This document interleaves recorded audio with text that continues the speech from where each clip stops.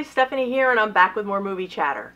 And what I have for you today are a few movies that I've watched over the past, week or so that I really enjoyed, and I wanted to share them with you guys so that you can decide if these are titles you'd like to add to your collection or give them a rent. But either way, I think they're worth taking a look at.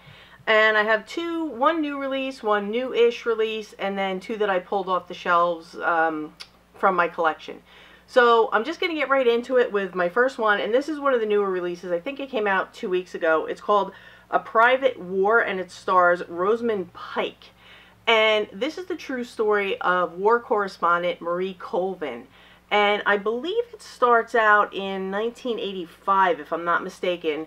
And she traveled to places like Iran, Afghanistan, Syria, all these war-torn countries that no one wants to be in, especially a woman and especially a reporter. So these are really dangerous places that she has gone to report back so that people all around the world would know what's going on. And she's a very, very brave and accomplished woman. And I really enjoyed this film. I love anything that's based on a true story, especially when it's well done. Rosamund Pike gives a fantastic performance as Marie Colvin. And this is a very different type of a role for her, but she really did a great job. And as you can see on the cover here, she's wearing an eye patch. I don't know if you can see that. My camera's been acting up with the focusing, which is something we're going to be dealing with, so don't worry about that. Anyway, you can see that she has an eye patch on. Very early on in the movie, she is injured while out on assignment, and she becomes blinded by the accident, and she decides to wear this eye patch. But what the purpose of showing that really is because throughout the course of the movie, she does suffer bouts of PTSD. And they show that through flashbacks and nightmares that she has and things like that. So one of the things that I take issue with this movie, and it's about the only thing that I had an issue with, is when they do the PTSD segments, sometimes it can feel a little bit choppy because you're not really sure if she's having a flashback or a nightmare or if she's really in this location. So that felt a little bit confusing at times, but otherwise I thought the movie was really well done. The writing was great, the pacing is really good, the action sequences are fantastic, cinematography is great, strong performances all around, and I really enjoyed finding out more about her story and what she did and her contributions to journalism. So if you haven't seen this one or you don't know anything about Marie Colvin, I would say go into it blind, because I went into it blind. I knew of her, but I didn't really know her whole story. Don't read up on her. Don't watch any trailers. I would say just give this a look. Either Redbox it or rent it, or even if you want to give it a buy, I think it's a pretty decent blind buy. I'm not sure about the extra features. Becoming Marie Colvin, Requiem for a Private War, Women in the World Summit Q&A featuring the cast and director. That's about all for special features, so I wouldn't necessarily say buy it for the special features, but if you like movies that are based on true stories, especially about war and journalism, things like that, I think you're really going to enjoy this one. So I haven't seen a lot of people talking about this one, but I really think it's a strong movie. So yeah, definitely check this one out. And this next one, this one is Bonkers. This is from 2010, and it is called The Last Circus. And this is a Spanish film, and it starts out in 1937, if I'm not mistaken. Again, with the dates. Anyway, it's during the Spanish Civil War. And we have a clown, and the military comes in, and right in the middle of the act, in the middle of the performances, they tell the clowns, come on, you got to join the army, you have to help us. And right in their, dressed as clowns, they go out and they start fighting. And there's a little boy by the name of Javier, and his father is the clown, and he sees his father go out and fight for his country. Unfortunately, his father is on the losing side and ends up incarcerated for as long as Javier knows. Javier is an adult, his father is still incarcerated. He goes to visit him. And his father asks him, are you going to be a clown? And Javier says, well, of course, that, our whole family, Grandpa was a clown, you were a clown, and I want to make kids laugh. And his father tells him, you should represent what your life has been, and you never had a childhood because I was incarcerated, so you should be a sad clown. So Javier reluctantly becomes a sad clown. He joins a circus, and he meets the happy clown, who goes by the name of Sergio. And right off the bat, you realize something is off with Sergio, because he asks Javier, he says, what would you be if you weren't a clown? Or why are you a clown? And Javier doesn't really give him an answer, and he throws it back at Sergio and says, well, why are you a clown? And he said, because if I wasn't a clown, I'd be a murderer. And Javier says, me too. So right away, these guys are bonkers. Sergio is married to a beautiful acrobat by the name of Natalia. Eventually, things happen. Javier and Natalia form this friendship, and Javier becomes obsessively in love with Natalia. And Sergio is a very abusive husband to Natalia, which just drives Javier over the edge. So now we have our story. It's a love triangle involving two crazy clowns. This movie is bonkers, but it is so, so good. It's a really good movie. And I am totally freaked out by clowns, so if you have anything that freaks you out about clowns, it's going to come up in this movie, because they really go wild. These are some wild clowns. But it's a really good movie. I enjoyed it. Like I said, it's in Spanish, it's subtitled, but it's easy to follow. The makeup was great, the effects are great, I thought the acting was good, and it really is. It's a crazy story. It is a crazy, crazy story, but there's a good payoff in the end, and when Javier's dark side finally does come out, look out.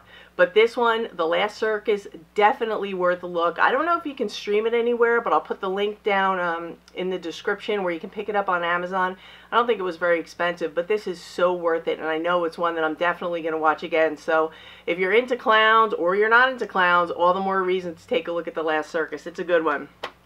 And this next one, this one just recently came out, I would say in the last month. I think I had it in not my last haul video, but the one before that. It was recommended by Cool Duder over on his channel. I'm sure if you've been watching movie channels, you're already familiar with Sean and his channel.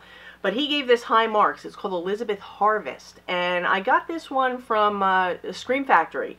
Yep, I didn't know if it was Shout Factory or Scream Factory. It's a Scream Factory release.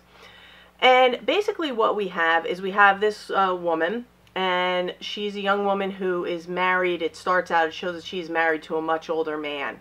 He takes her to his house, and we really don't get any backstory.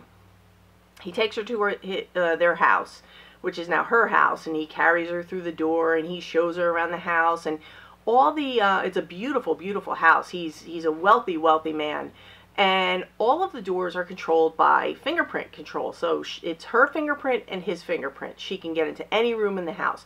There's money, there's jewels, she has a full wardrobe, she has a staff at her disposal. I mean, you name it, she has it. There's one room that he says to her, you cannot go in this room. You have to promise me you will never, ever go in this room. And she promises him she won't go in the room. And off they go. So that's the one rule. You can do anything you want. Everything in the house is yours except this room. And of course, very early on, he takes off for work for the day. And what does she do? She goes in the room. And when she goes in the room, I can't tell you what she finds. All I can tell you is that it is very shocking. And that's where the plot just blows open. And we have our story. Now, what I can tell you about this movie is this movie really, and I was thinking it, and the person I was watching the movie with said the same thing. It really had an Ex Machina feel to it. Not quite as good and not the same as Ex Machina, but it had that same type of vibe. And it's definitely a creepy movie. And I will tell you that the first half hour, I was a little bit bored. I was thinking to myself, this better get good. This better pick up. Because it kind of felt like Groundhog Day a little bit. It was Ex Machina meets Groundhog Day, because we kept seeing the same scene over and over again, but it played out in a different way, and I didn't understand what they were doing, and I was getting bored. But just stay with it, get through that first half hour, and it is a great movie. And what a story. It has so many plot turns, so many twists, so many things that you never see coming. And what I really liked about this best is that every single thing is explained in the end. There are no strings left untied. Nothing is left to the imagination, and this is a really, really good movie. Again, the cinematography was good. The pacing was a little off in the beginning, but once it gets going, really, really good. Great story. Nothing that I ever expected. It wasn't, and this is a very creative movie. It's not like anything I've ever seen before.